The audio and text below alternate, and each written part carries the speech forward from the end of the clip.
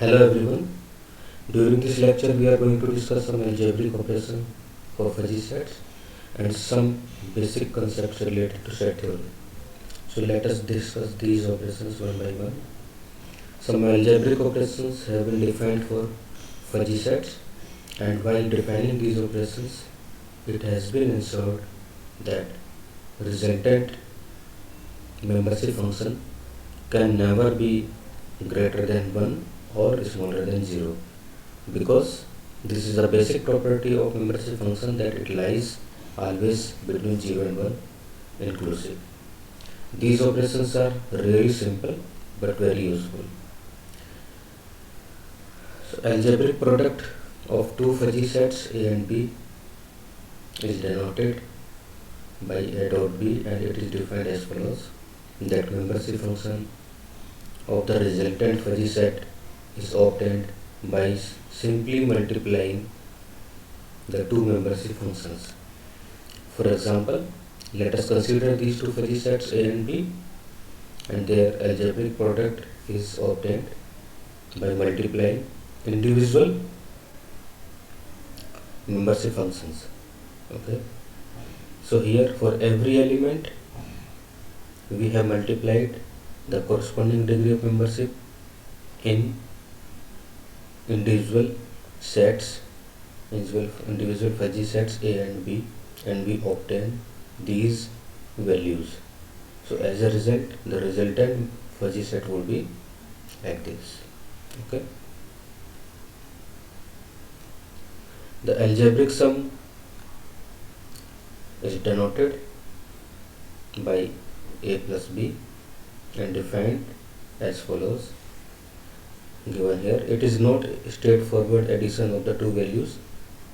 Rather, we perform addition of two values as well as we perform algebraic product of the membership functions, and algebraic product is subtracted from the summation of the two membership functions to obtain the membership function for the resultant set.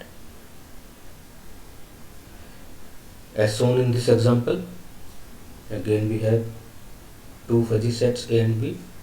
The algebraic sum is obtained as follows. We perform summation of two values as well as their algebraic or simply their multiplication,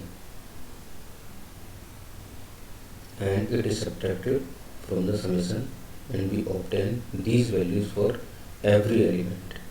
Okay, and this is the final fuzzy set that we obtain with given membership function values. Okay. A different kind of algebraic sum is known as bounded sum, where we do not subtract the algebraic product of two membership functions from their addition.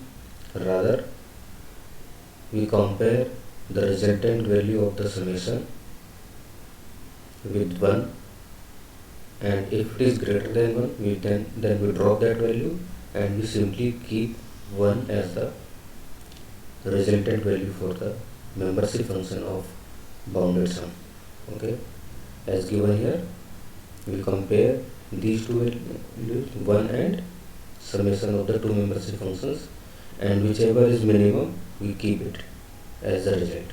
Okay, for example, again consider two sets. Here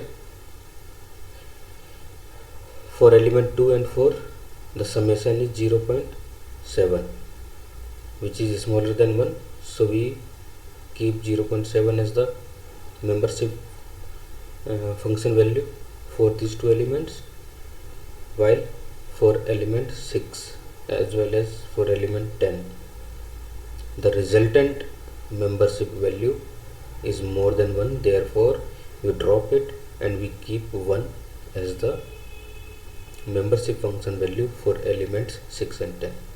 So as a result we obtain this fuzzy set. Okay, so bounded sum is represented by a special symbol given here. Okay, The absolute difference of two fuzzy sets is denoted by A minus B, and here we perform the subtraction of two values. If it is a negative value, then we drop the negative sign, because membership function can never be a negative value. Okay, or in other words, we say that we take absolute value of the difference. For example,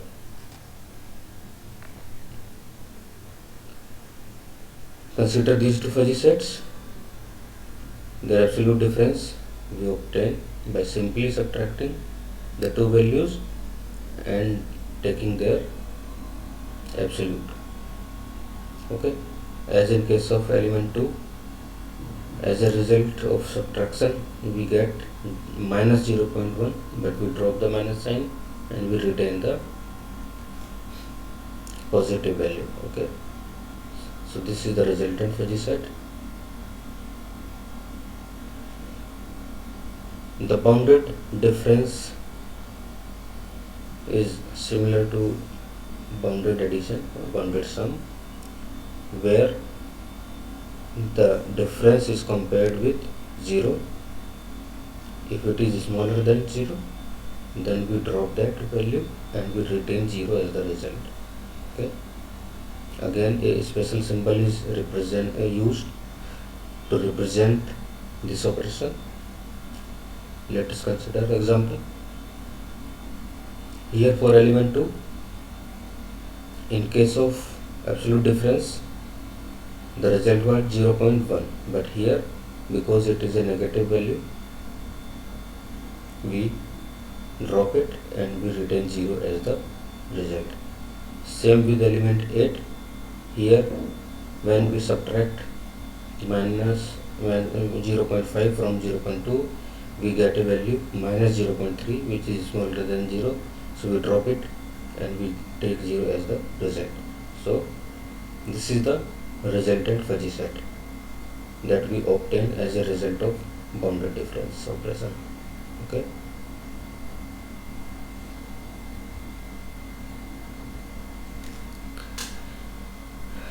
I know that you all are very well familiar with the concept of classical sets and classical relation, but we have to use this concept in further discussions. So I think it would be nice, it would be good if we have a recap of these concepts.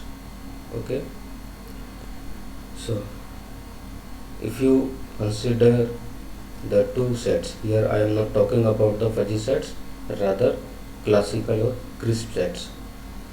If we have two sets A and B, then their Cartesian product is represented as A cross B, and it is the set of all possible ordered pairs xy, where x is the element from set A and y is the element from set B. X is known as the first element of the ordered pair and y is the second element. Okay,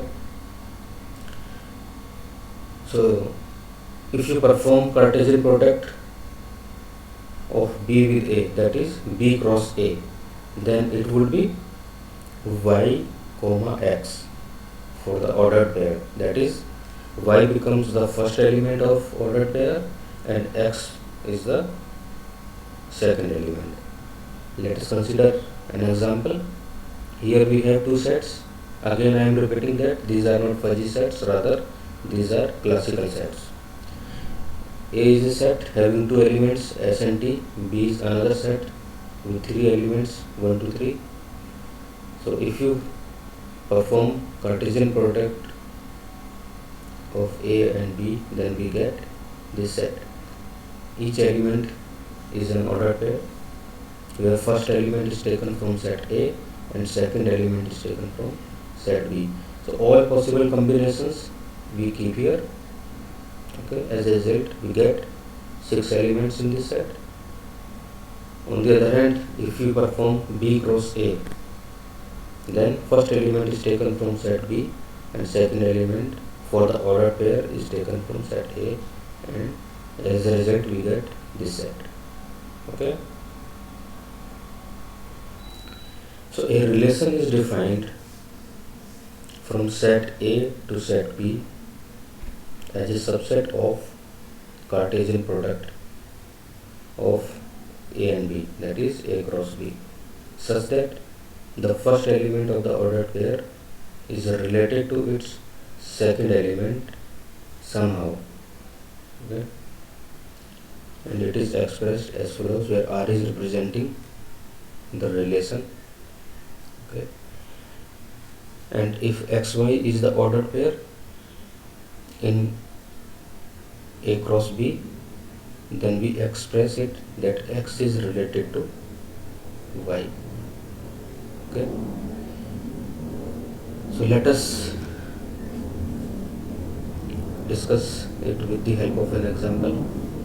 We have two sets A and B with some elements, with equal number of elements, and we define a relation R as is twice of.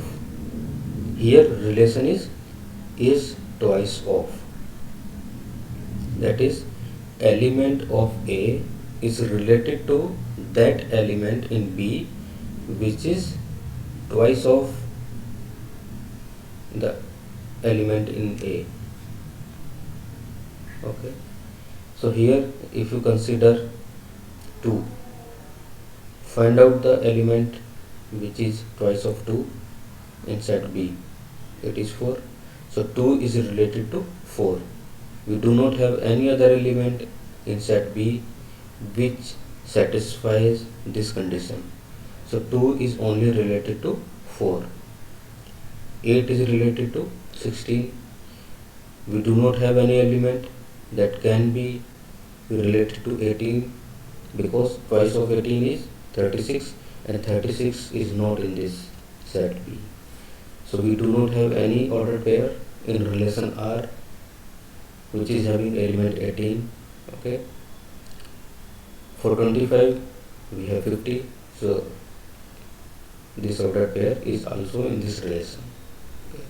So in this way we define the relation where in ordered pair XY, X is related to Y somehow with the defined relation, as in this case is twice of is the relation, and there may be many relations like greater than, less than, equal to. Okay. So a lot of different type of relations are possible, and we can represent this relation with the help of a coordinate diagram which is known as coordinate diagram of the relation. Here at one axis we take set A and at another axis we take the elements of set B like this, and we mark those cross points in this grid which are representing the relation. Like 2 is related to 4, so we have a dot here at the cross point which is corresponding to element 4 and element 2. For 8 and 16 we have a dot here. For 15 and 30 we have a dot here at this cross point. For 18 we do not have any dot because it is not related to any element in B. For 25 we have a dot at cross point with 50. Okay. Another representation, the relation can also be represented with the help of a matrix like this. These are the elements of set B, these are the elements of set A. So we put 1 against those cells which are representing the relation between the elements and 0 against those cells which are not representing the relation. Here in this cell 2 and 4 are related, so there is a 1 here. 4 and 8 are not related, so 0. 4 and 15 are not related, 0, and so on. 8 and 16 are related, so here is a 1. 18 is not related to any element, so there is no corresponding entry as 1 in this column. Okay, so this is another representation of relation.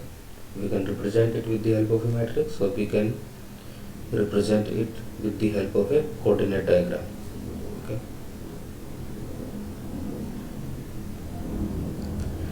a relation is known as a function if every element x in A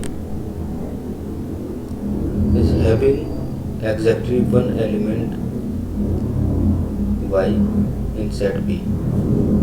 If you consider this example, we do not have any element corresponding to 18 in set B. So this relation R is not a function. Only that relation can be termed as a function with from set A to set B if every element of set A is related to exactly one element in set B. That is not the case with this relation R in this example. So R is not a function in this case. Okay. Let's consider another example. Here we have two different sets. The same relation is defined here, is twice of. So if you see that for every element A, we have exactly one element in B which is related to with the given definition of relation. Okay. 2 is related to 4, 8 is related to 16, 15 to 30, 20 to 40, and 25 to 50. So in this coordinate diagram we have exactly one dot corresponding to one element in set A. Okay, which is representing that every element of set A is related to exactly one element in set B. Okay. So this relation is an example of function. Okay.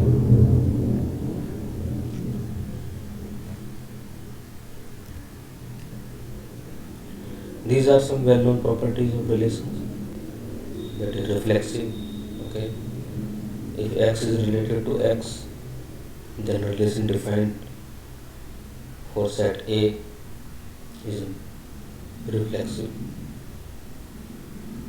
If x is related to y, implies that y is also related to x for every element, then this relation is symmetric. Okay. If x is related to y and y is related to z, it simply implies that x is also related to z, then it is transitive. So any relation that follows all these three properties is known as equivalence relation. Okay. Any relation R on set A is equivalence relation if it is reflexive, symmetric, and transitive.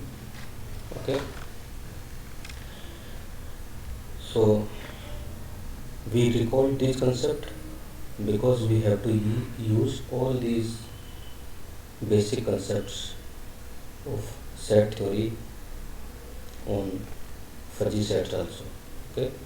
So in coming lectures we will discuss the relation of fuzzy sets. Okay. Today we discussed the relation and its properties on classical sets. In coming lectures we will discuss the concept of relation in context of fuzzy sets. Okay. So that's all for today.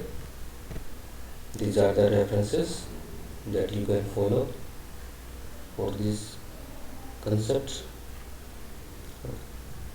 Thank you.